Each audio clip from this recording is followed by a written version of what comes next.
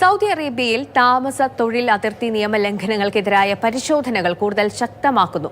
കഴിഞ്ഞ ഒരാഴ്ചക്കിടെ രേഖകളില്ലാത്ത 80,000-ഓളം പ്രവാസികളെ നാടുകടത്തിയതായും 10,700-ലധികം പേരെ അറസ്റ്റ് ചെയ്തതായും ആഭ്യന്തര മന്ത്രാലയം അറിയിച്ചു. രാജ്യവ്യാപകമായി വിവിധ സർക്കാർ വകുപ്പുകളും സുരക്ഷാ ഏജൻസികളും ചേർന്ന് നടത്തിയ പരിശോധനകളിൽ വ്യാപകമായ നിയമലംഘനങ്ങളാണ് കണ്ടെത്തിയത്.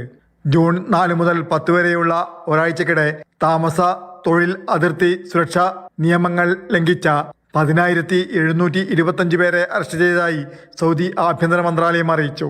അറസ്റ്റിലായവരിൽ 5,899 പേർ താമസ നിയമലംഘകരും 3,084 പേർ അതിർത്തി സുരക്ഷാ ലംഘകരും 1,742 പേർ തൊഴിൽ നിയമ ലംഘകരുമാണ്.